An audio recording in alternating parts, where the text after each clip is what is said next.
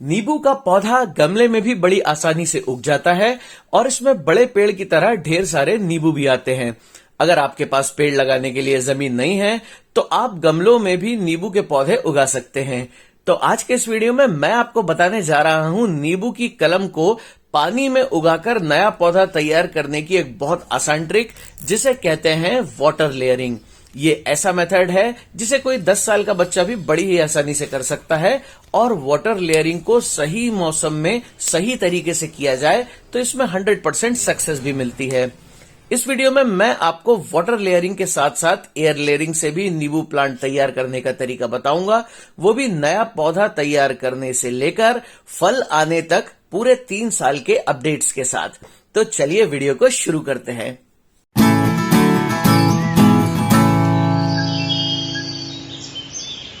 दोस्तों, बीज से नींबू का पौधा उगाना एक अच्छा आइडिया नहीं है, क्योंकि बीज से उगाए नींबू प्लांट में फल आने में कम से कम 6-7 साल लग जाएंगे।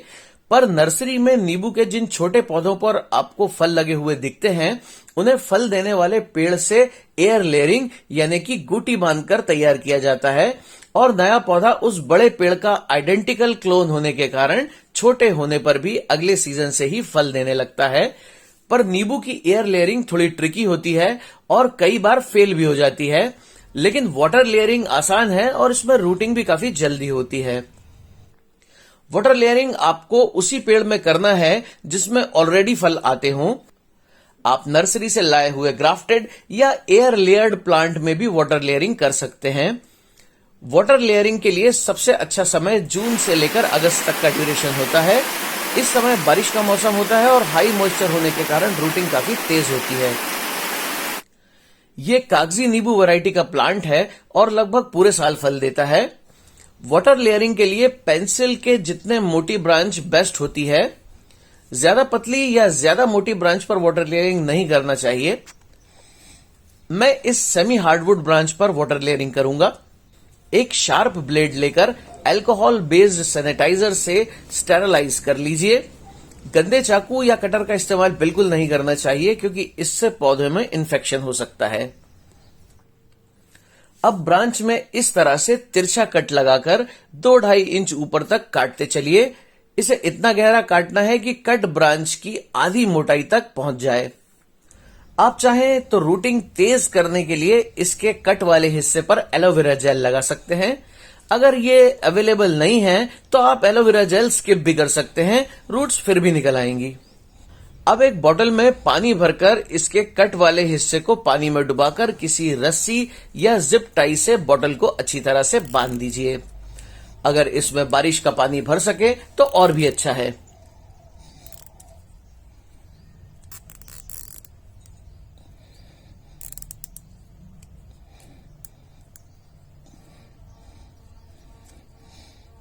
अब इसमें रूटिंग शुरू होने में 20 से लेकर 50 दिनों का टाइम लग सकता है। 21 दिन बाद फाइनली इसमें छोटी छोटी जड़ें दिखाई देना शुरू हो गई हैं। जब भी बॉटल में पानी का लेवल नीचे जाए इसे दोबारा रिफिल कर दीजिए, नहीं तो पानी खाली होने पर नाजुक रूट सूख जाएंगी। वाटर लेयरिंग लगाए हुए आज 47 डेज हो गए हैं और जैसा कि आप देख सकते हैं इसमें ढेर सारी रूट्स निकल आई हैं। अब इसे मदर प्लांट से काटकर जमीन में या गमले में शिफ्ट किया जा सकता है।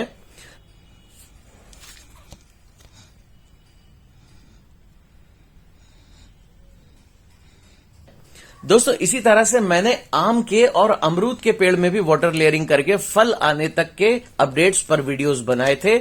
अगर आपने ये वीडियो मिस कर दिए हैं तो ऊपर दिख रहे लिंक पर क्लिक करके वीडियो देख सकते हैं।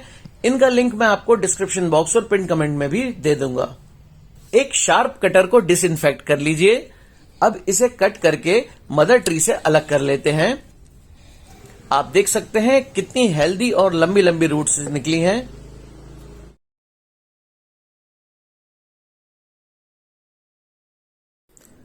इसे लगाने के लिए ऐसी मिट्टी की जरूरत होती है जो न्यूट्रिशन से भरपूर और वेल ड्रेन्ड भी हो।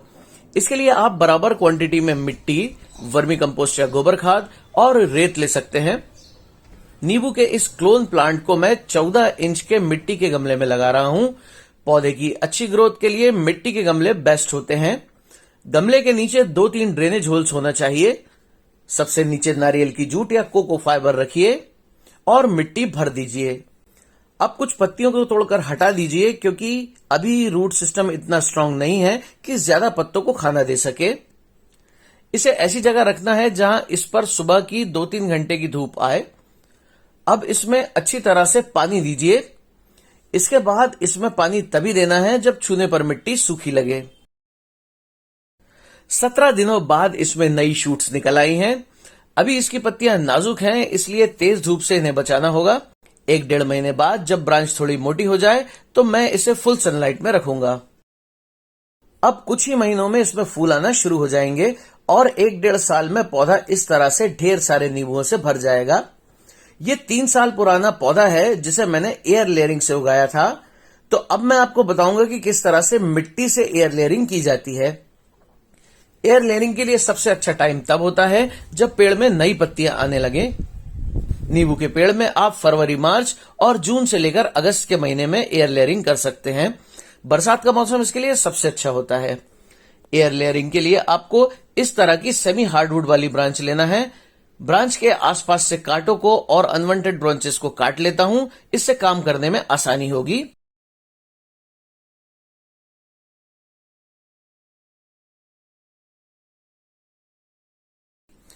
अब ब्रांच पर इस तरह से 1 इंच की दूरी पर 2 गोल कट लगाइए। दोनों के बीच से सीधा कट लगाकर छाल को निकाल दीजिए।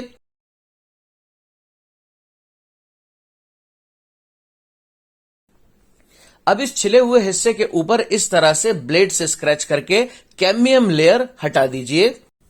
स्क्रैच नहीं करेंगे तो शायद इसमें रूटिंग ना हो, इसलिए ये लेयरिंग का सबसे जरूरी स्टेप होता है क्योंकि कैम्बियम लेयर हटाने के बाद ही यहां से रूट्स निकलेंगी।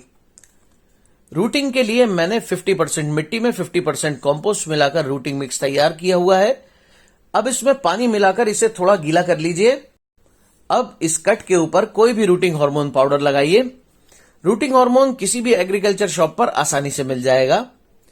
अब मिट्टी को पॉलीथीन पर रखकर कट वाले हिस्से के ऊपर इस तरह से अच्छे से लपेट दीजिए और पॉलीथीन से कवर कर दीजिए। दोनों तरफ से अच्छी तरह से इसे टाइट बांध देना है।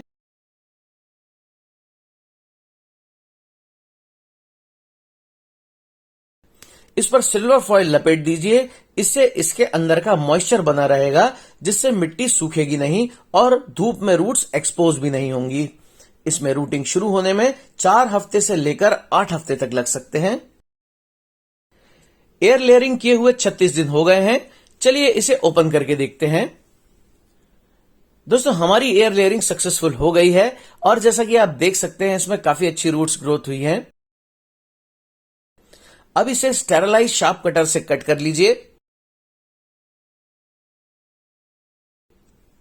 अब ये आइडेंटिकल क्लोन प्लांट गमले या जमीन में लगाए जाने के लिए तैयार हो गया है। जरा देखिए कितना बढ़िया और हेल्दी रूट बॉल बनकर तैयार हुआ है। 50% गार्डन सॉइल, 30% कंपोस्ट और 20% रेत मिलाकर पॉटिंग मिक्स बनाइए। अब इसे लगा दीजिए। कई बार एयर लेयरिंग तो सक्सेसफुल हो जाती है, पर मिट्टी में लगाने के बाद पौधा सूख जाता है। इससे बचने के लिए एक आसान ट्रिक है। रूट बॉल के आसपास कोकोपीट को गीला करके डाल दीजिए। इससे रूट्स के आसपास नमी बनी रहेगी और नई जड़ें निकलने में मदद मिलेगी और कटिंग सूखेगी भी नहीं। अब इसमें भरपूर पानी दीजिए। इसके बाद इसमें पानी तभी डालें जब छूने पर मिट्टी सूखी महसूस हो। जब तक इसमें नई ग्रोथ शुरू न हो जाए इसे छायादार जगह पर रखना है। 1 साल बाद पेड़ इस तरह से घना हो जाता है। अगले सीजन में इस पर नींबू के फूल आने लगते हैं, लेकिन हमें छोटे पौधे से फल नहीं लेना है क्योंकि इससे पौधे की ओवरऑल ग्रोथ स्लो हो जाती है और इसलिए पहली फ्लावरिंग से सभी फूलों को तोड़ दीजिए। लगभग 2 साल बाद पेड़ घना हो जाएगा और इस पर जबरदस्त फ्लावरिंग होगी। मेरे गार्डन में मधुमक्खियां और भंवरे जैसे कई पॉलिनेटर्स आते हैं और अच्छे पॉलिनेशन का मतलब है ज्यादा फल। फ्लावरिंग खत्म होने के लगभग 1 महीने बाद फ्रूट सेट होने लगते हैं। 3 महीने बाद आपको ढेर सारे कच्चे नींबू दिखाई देने लगेंगे।